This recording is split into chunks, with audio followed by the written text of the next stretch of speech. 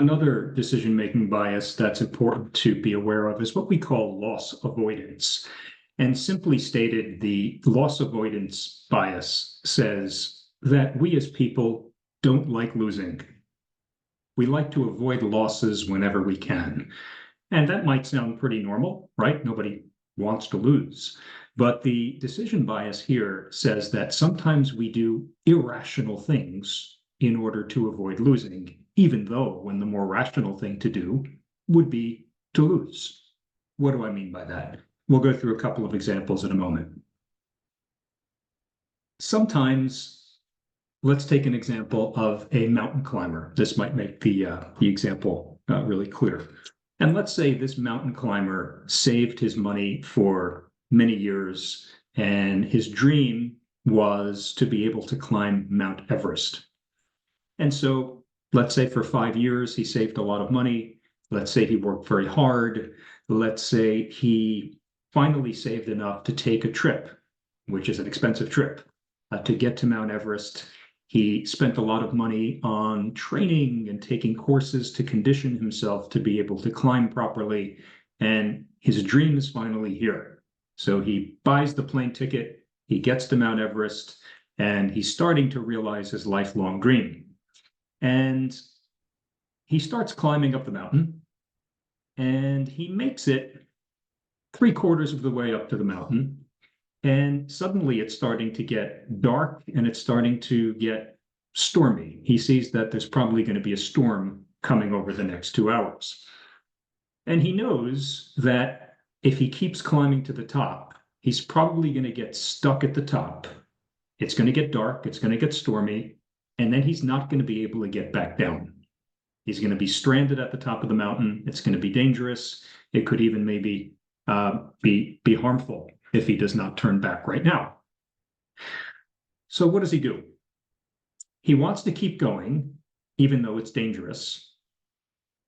And so if this mountain climber says, look, I know it's not logical for me to think I can make it to the top. I should be turning back right now, but I've invested all of this time. I've invested all of this money.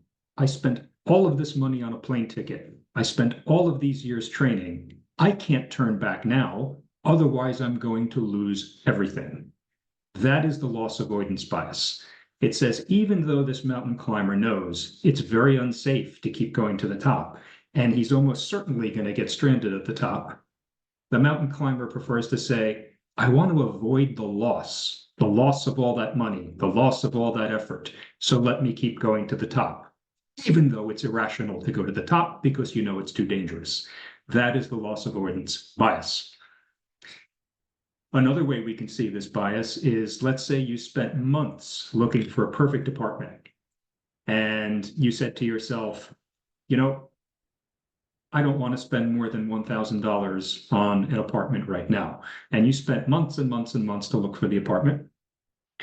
And you did a lot of research and you did a lot of traveling. You spent a lot of time and energy looking for that perfect apartment. And you're done. You're fed up with looking. You're getting tired of looking. You find the apartment and you're about to sign the lease for that apartment. But then at the last minute, the landlord says, well, look, I'm sorry, but I have to raise the rent. We thought it was going to be $1,000, but now it's going to be $1,200. You might say to yourself, I can't afford a $1,200 apartment. That's a little bit above my budget. But you know what? I finally found the apartment that I wanted. I spent all of these months looking. I expended all of this energy. I'm just done. I don't want to lose all of that effort and all of that time I put into it. Let me pay the $1,200, even though it's above my threshold, even though it's above where I want it to be, right? That would be the loss avoidance bias. Now, think to yourselves, are there any situations in your own life where you might have been subject to the loss avoidance bias? I know I certainly have. A few ways that you can guard yourself against the loss avoidance bias is something really simple, and it's called setting a tripwire. A tripwire is a milestone, or it's a checkpoint, or it's a kind of a block in the road or a bump in the road that we intentionally set for ourselves. and we say, look, if I have not achieved a certain amount by now, then I have to turn back. A tripwire in our mountain climbing example would be, look, if I have not gotten at least halfway up this mountain by 3 o'clock p.m., then I'm going to turn back because it's too dangerous to get to the top and back again by nightfall. So the tripwire in that example would be a time, 3 p.m. A tripwire in the apartment example might be, I don't know, $1,100. You might say, look, I'm willing to go a little bit higher than 1,000, but my tripwire is 1,100. If the rent goes anywhere above 1,100, I'm saying no, the end. So setting a tripwire might actually help us protect against the loss avoidance bias. Now, sometimes people cheat. They set the tripwire, but then they kind of lie to themselves and say, well, it wasn't really a tripwire. I said that I would turn back if I didn't get halfway up the mountain by 3 p.m. And now it's 3 p.m. So I can give it another 15 minutes. What's the big deal? Or maybe I'll give it another 20 minutes. You can be flexible with the tripwire. But one way of protecting yourself against that flexibility with the tripwire is you can share your tripwire with people who you know and trust. You might say to your friends or your family or your colleagues, look, I am not going further than this, or I'm not paying more than this amount of money for the apartment.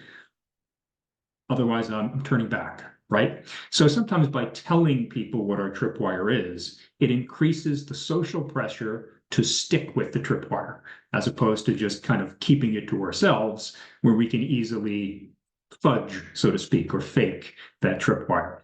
Okay, so the loss avoidance bias is real. The way to guard against it is to set a tripwire. And for some of us, sharing that tripwire with others will increase the chances that we actually stick to our tripwire.